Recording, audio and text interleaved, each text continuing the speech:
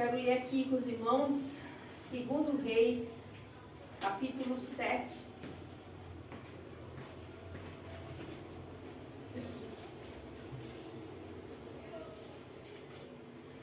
Começando do versículo 1, diz assim: Então disse Eliseu: ouvi a palavra do Senhor, assim diz o Senhor. Ouve a palavra do Senhor, assim diz o Senhor.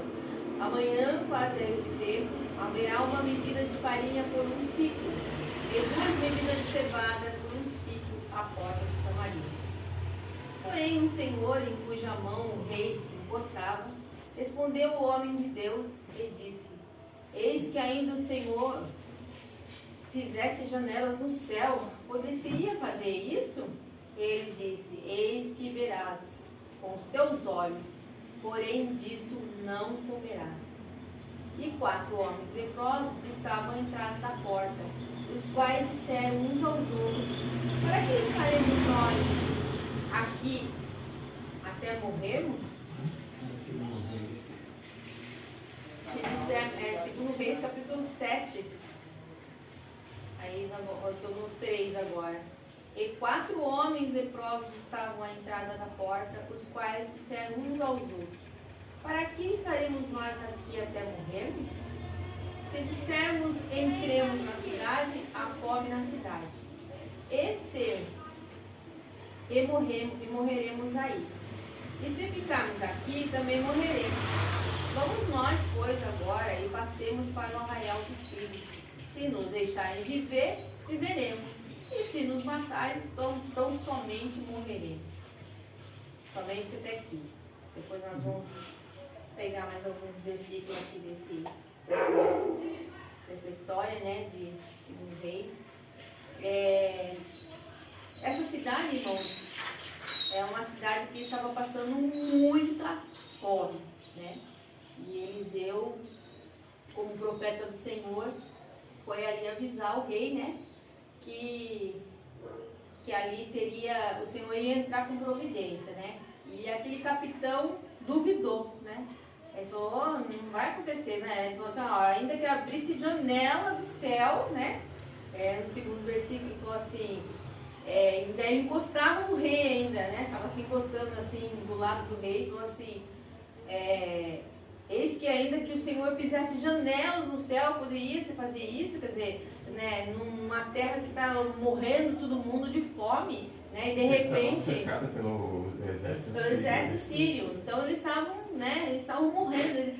A fome era tanta que o rei chegou a ver na porta do palácio ali, né, 2 mulheres, né, que estavam brigando porque uma tinha dado o filho para comer, né, para se alimentar, e depois a outra ia dar no outro dia, né? Só que a outra ficou com medo, não quis dar a criança. E ali elas estavam se pegando, né, a tapas ali, e o rei ficou indignado de ver aquela situação, de um ser humano comer o outro para poder sobreviver.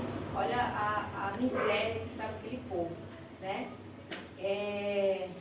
Aí no versículo 3,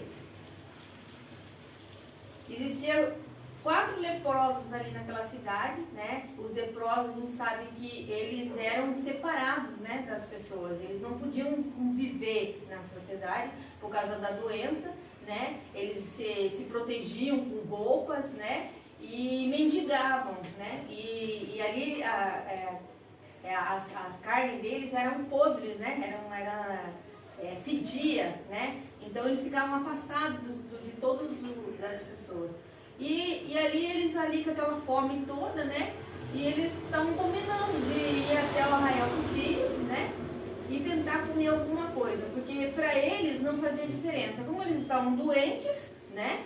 Com aquela doença que era incurável, eles disseram assim: bom, a gente vai lá, a gente vai morrer aqui se a gente não comer alguma coisa. Se a gente for lá, a gente, né, ou pode morrer na mão deles, né, ou pode se dar bem. Então eles acabaram resolvendo ir até ali, o arraial dos sírios. Aí, em seguida, no versículo 4, diz assim: se dissermos entremos na cidade, há fome na cidade, e morreremos aí. E se ficarmos aqui, também morreremos. Vamos nós, pois agora, e passemos para o arraial dos sírios. se nos deixarem viver, viveremos. Olha só a situação dele. É do tipo assim, né? O que vier para nós tá bom, é lucro, né? E levantaram-se ao crepúsculo para irem ao arraial dos sírios. E chegando à entrada do arraial do Sírio, eis que não havia ali ninguém. Olha só. E eles entraram ali, porque, olha só, por que não tinha ninguém naquele arraial? Que era todo o exército sírio, né? Deus fez eles ouvirem, ó, no versículo 6, porque o Senhor fizera ouvir no arraial dos sírios ruídos de carro e ruídos de cavalo, mas na verdade eram os 4 leprosos que estavam vindo, mas o Senhor fez eles ouvirem ruídos de carros e cavalos, né? E eles bebendo, né? Ali os sírios se acabando de beber, eles temeram pela vida e jogaram tudo que tinha lá, toda comida, tudo se mandaram e deixaram o arraial vazio, né? O lugar ali vazio. De maneira que disseram uns aos outros: eis que o rei de Israel alugou contra nós os reis dos heteus e os reis dos egípcios para virem contra nós. Por isso se levantaram e fugiram no crepúsculo e deixaram as suas tendas, os seus cavalos, os seus jumentos, o arraial como estava, e fugiram para salvar a sua vida. E nisso chegou os leprosos e ali viu tudo vazio, e comeram e beberam, ficaram muito felizes e foram até ali o rei de Israel para avisar, né, que ali estava vazio. No versículo 8, no versículo 9, no 16. No 16, vocês vão ver aqui, ó. Então saiu o povo e saqueou o arraial dos sírios, e havia uma medida de farinha por um ciclo e 2 medidas de cevada por um ciclo, conforme a palavra do Senhor. E pusera o rei à porta o Senhor em cuja mão se encostava, e o povo o atropelou na porta e morreu, como falara o nome de Deus, o que falou quando o rei descer a ele. Essa foi a profecia que Eliseu falou para ele, né? Quando ele duvidou da promessa do Senhor, né? Ele acabou sendo atropelado, ele foi tentar colocar a ordem ali para o povo entrar, né? E ele acabou sendo atropelado e morreu. Irmãos, a gente tira a lição de toda a palavra de Deus.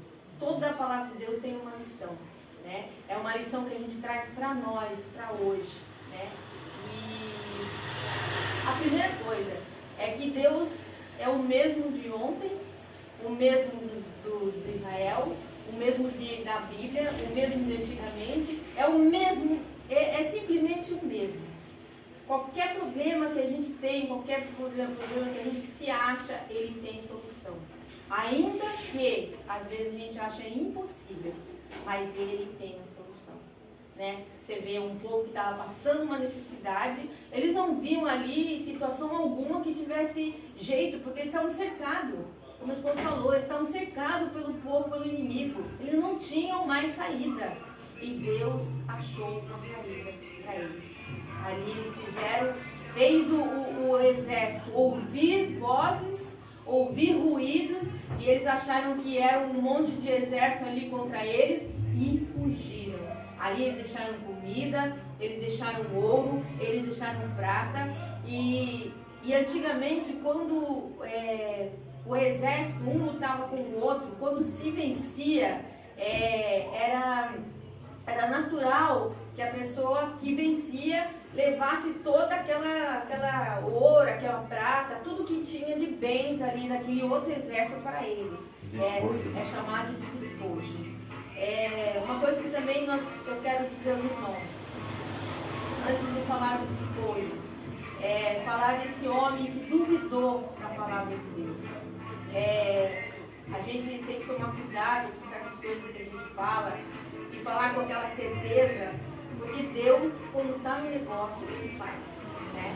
Ele duvidou, porém Ele não recebeu, porque tinha, né, toda aquela fartura que aquele povo ali fez, comeu, se alegraram, né, ele não participou, porque ele duvidou. Nós precisamos ser um cristão que é firme na palavra, confiar firme, ser firme naquilo que o Senhor falou para você. Ainda que você veja coisas acontecendo adversas, mas veja a promessa que Deus te deu lá atrás. Firma ele no seu coração, não duvide, crê somente. Não importa como ele vai fazer, ele vai fazer, né? A gente tem que tomar cuidado, que nós seres humanos, a gente pensa assim, nossa, mas como que Deus vai agir? Será que ali na porta do fundo, ou ali na direita, ou na esquerda? Bom, eu tenho uma certa coisa ali, ele pode mexer naquele lugar. Irmão, esquece. Se ele disse para fazer, ele vai fazer. Agora, como a gente não sabe? Ele pode fazer tudo. Tudo, a Bíblia diz que tudo contribui para aqueles que amam a Deus. Então, tudo que acontece, irmão, tudo vai acontecer ao seu favor. Vai te ajudar. Hoje você pode dizer assim, nossa, mas eu estou numa pendura, eu estou assim, eu estou assado, mas Deus está trabalhando, está fazendo caminhos para você. Somente creia, porque isso vai ser passado. Essa situação toda vai ser passada para você daqui a alguns dias.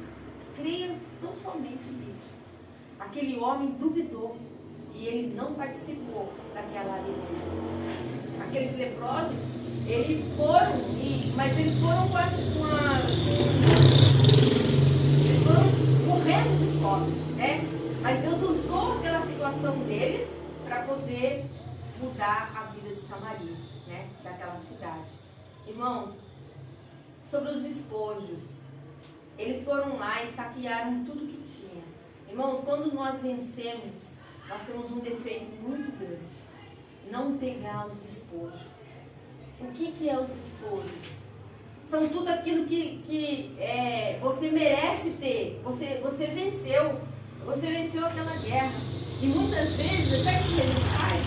Muitas vezes já aconteceu isso com pessoas que eu orei e eu fico triste, porque às vezes a gente ora, né? E determina e fica firme, esperando aquela alegria da pessoa. Aí um dia eu encontrei uma pessoa e eu falei assim pra ela, e aí? Aquela situação lá. Aí ela falava, depois ela esqueceu. Ah, ela foi embora. Foi. Olha, foi embora e deixou até roupa lá dentro da casa. Aí eu falei, é mesmo? Mas não falou. Então, quer dizer, pede pra gente ajudar, pede oração, e às vezes, irmão, às vezes a gente mesmo, a gente pede, a gente determina, e quando a gente recebe, a gente esquece de pegar os despojos. O despojo é a sua alegria. O despojo é dizer assim, eu venci, agora eu quero assim, assim, assim. O despojo, você põe as suas regras. A partir do momento que você venceu, coloque as suas regras. E às vezes a gente esquece disso. Às vezes a gente luta tanto por aquela situação, por aquele problema, que esquece de agradecer. Ou senão, torna aquele problema fútil. Ah, aquilo lá, eu consegui. E tipo, sabe? Sofreu tanto para conseguir, e na hora que conseguiu, não dá aquele devido valor. Dê o devido valor para as suas vitórias. Dê o devido valor para as suas conquistas, porque Deus também se agrada com isso, né? A gente precisa ser gratos a Deus em tudo. E como nós somos gratos a Deus, Ele nos abençoa, Ele prospera, Ele nos ajuda, porque Ele vê que você é grato, porque Ele sabe que você é grato.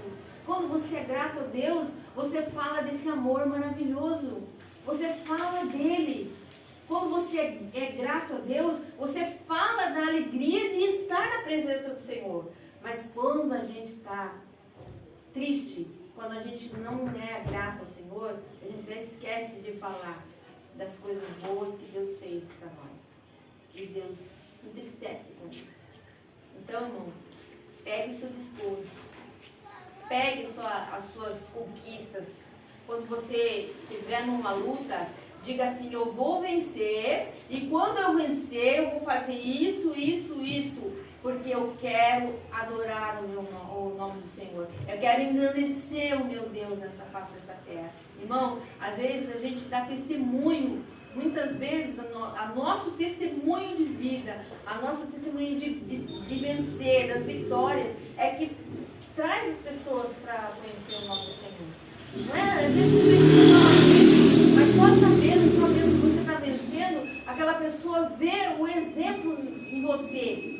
Ah, não, eu vou servir a Deus, aquela pessoa ali é maravilhosa, olha como ela está diferente, olha como ela age, olha como ela é diferente. Agora, tem gente que age diferente, tem gente que conta o problema para todo mundo, né? E não conta a vitória para ninguém. E não conta a vitória para ninguém. E esquece de contar as vitórias. Tem gente que fala assim, nossa, ser crente igual fulano, eu não quero ser. Porque eu vou falar o quê, né? Tem gente que fala assim, eu não vou ser crente igual fulano, porque ele só está dando um mau exemplo, ele não é um cristão. A Bíblia diz que nós somos o quê? O sal da terra. Né? Se o sal for insípido, não tem como, né? Temperar. Então nós somos o tempero, irmão. Então nós temos que saber disso e agir diferente. Vamos agir como vitoriosos, porque nós somos vitoriosos. A Bíblia diz que nós somos mais que vencedores. Paulo disse isso. E somos mesmo. Não existe mais. Nós somos vencedor ou não somos. Mas ele disse mais que vencedores. Porque ele quis dizer assim, você é vencedor e acabou. Não tem outra. Então se você está passando esse problema, vai passar. Já veja a sua vitória. Então, que Deus abençoe cada um dos irmãos. E fica aqui a palavra da vocês. Receba a sua vitória, receba com alegria e conquiste os seus sonhos e receba em nome de Jesus e não esqueça dos seus despojos. Amém? Amém.